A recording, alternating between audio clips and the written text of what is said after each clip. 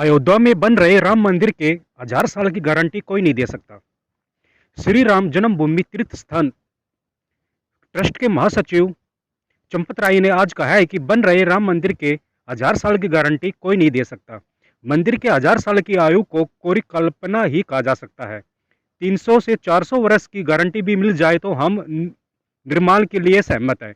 चंपक राय संतों का राम मंदिर निर्माण के प्रगति के बारे में जानकारी दे रहे थे। उन्होंने कहा है कि मंदिर के लिए की गई पाइलिंग टेस्टिंग फेल हो गई। कंक्रीट के खंभे 700 टन का लोड डालते ही धंस गए। मंदिर की आयु बढ़ाने के लिए सीमेंट में अभ्रक कोयले के साथ कुछ अन्य केमिकल मिलाने पर विचार चल रहा है। उन्होंने कहा है कि देश भर के विशेषज्ञों ने राम मंदिर के लिए हजारों वर्ष की लिखित गारंटी देने में हाथ खड़े कर दिए हैं। मंदिर के लिए बनाई गई टेस्ट पाइलिंग पहले ही फेल हो चुकी है। टेस्ट पिलर पर लोड डालने के बाद जैसे ही भूकंप जैसे झटके दिए गए, उनमें दरारें आ गई और वो लचक गए। इसे देखते हुए ट्रस्ट ने नए सिरे से तकनीकी विशेषज्ञों के साथ मंथन शुरू कर दिया है।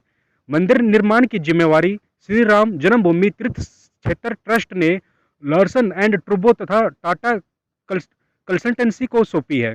इसकी मजबूती के लिए विशेषज्ञों की 8 सदस्यीय टीम भी बनाई गई है, लेकिन कोई भी 1000 साल तक सुरक्षित रहने वाले मंदिर की गारंटी देने को तैयार नहीं है। उन्होंने कहा है कि डिजाइन के अनुसार मंदिर की 32 सीढ़ियां चढ़कर रामलला के दर्शन होंगे।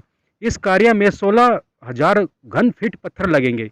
इसके लिए 16.5 फीट ऊंचा प्लेटफॉर्म बनाया जाएगा।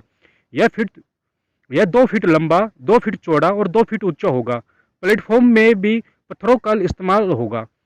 जिस खान से ये पत्थर आने का है उसका भी चयन हो गया है। चंपत राय ने कहा है कि राम मंदिर निर्माण के लिए आगामी 14 जनवरी मकर संक्रांति से 27 फरवरी तक चलने वाले जनसंपर्क अभियान को लेकर अयोध्या में भी संत सम्मेलन का आयोजन मुख्यालय कार सेवकपुरम में हुआ है। उन्होंने स्पष्ट किया है कि अयोध्या में सबसे आराध्य भगवान राम का घर बन रहा है। उनके घर के निर्माण के लिए हम दान नहीं बल्कि संप्रण मांग रहे हैं।